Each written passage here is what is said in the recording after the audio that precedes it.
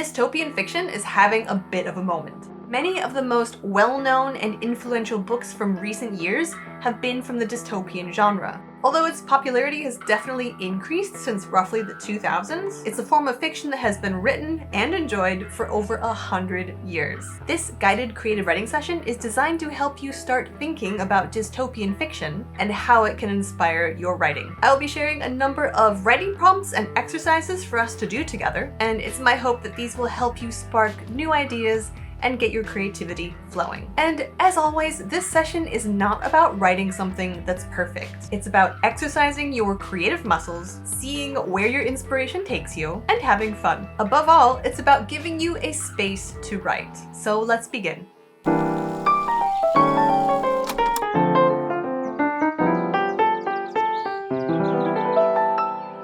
As many of you will already know, dystopian fiction is fiction that takes place in an imperfect future, where society has collapsed or changed in such a way that we contemporary humans would most likely find intolerable. Due to the nature of the genre, dystopian stories can be very dark, violent, and disturbing, but there's often an undercurrent of hope too. This genre falls under the category of speculative fiction because the writer is speculating creatively about the future of humanity. It's called dystopian because it's the opposite of utopian, which seeks to present a perfect or ideal society. So dystopian is just the opposite of that. So to create our dystopian story, we're going to have to first create a dark, twisted, corrupt, and nightmarish future. And I think it goes without saying that this genre is not for the faint of heart. Often, when writers create a dystopian reality for their story, they choose something that is already a factor in the real world and imagine it becoming exaggerated in the future to destructive and dire results. For example, Margaret Atwood's The Handmaid's Tale is about reproductive control taken to the extreme. So that means when you're creating your dystopian world, it can be a good idea to start with some things from the present world that you really care about. This could be, say, gender equality,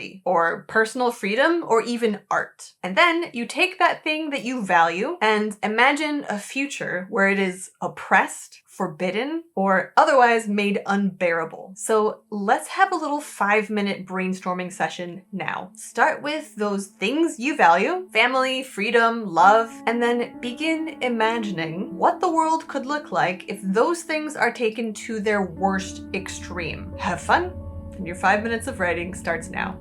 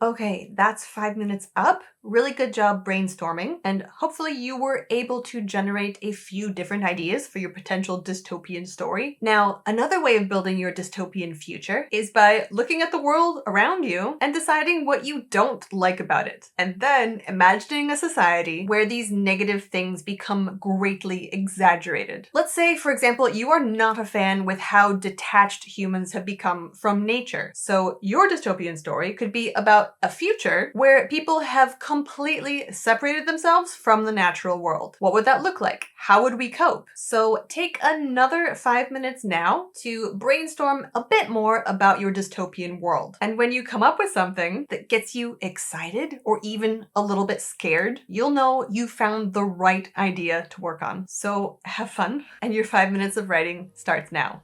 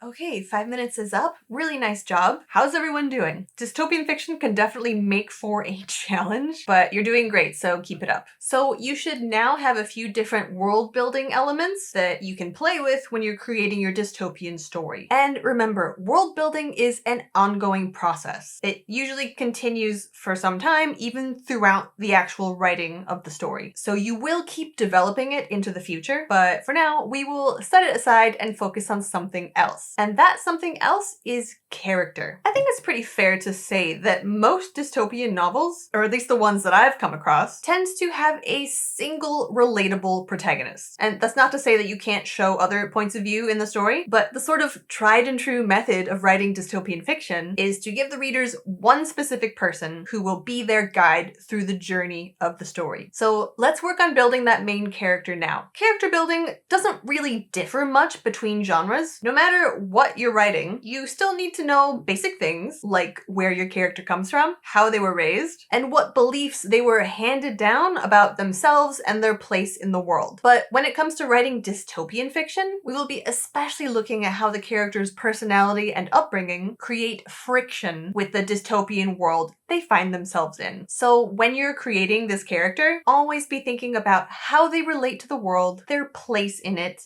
and what they want from it. And it's also important to start thinking about how readers are going to empathize with your character. Dystopian worlds tend to be pretty challenging and harsh, so it's kind of nice to give readers a friendly face who will guide them through it. So consider making your main character someone they can admire, look up to, or at the very least, identify with. I'll share some points on the screen for you to think about while you're developing this character, but don't feel like you have to only stick with the prompts that I give you. You might start writing a rough bio for them, or placing them in a scene and just watching what happens, or even letting them talk to you themselves, telling you who they are, what they want, and what their story's about. I'll give us 10 minutes to spend with our characters. Don't try to control the process too much, just watch what comes up. And your 10 minutes of writing starts now.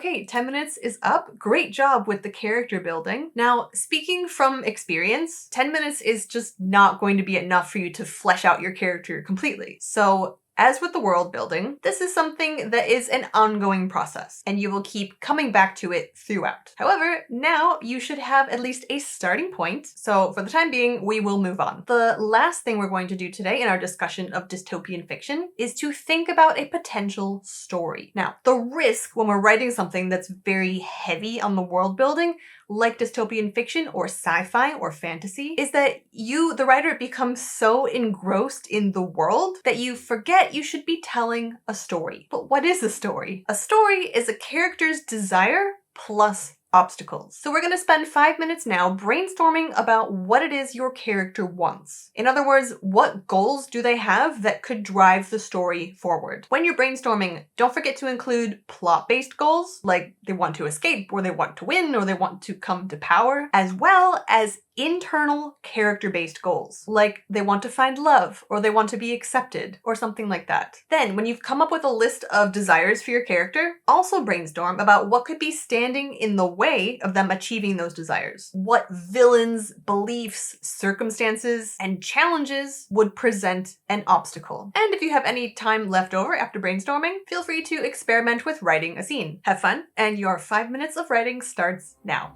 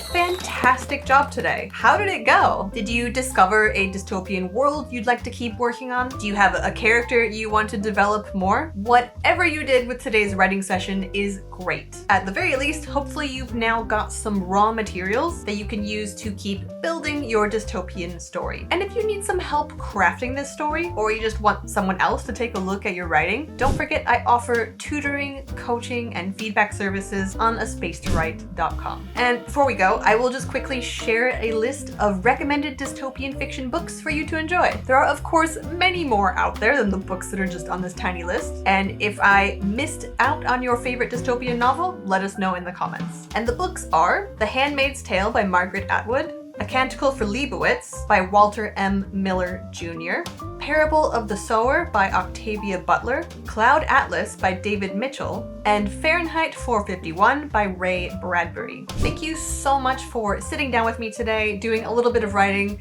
and hopefully having some fun. And see you next time.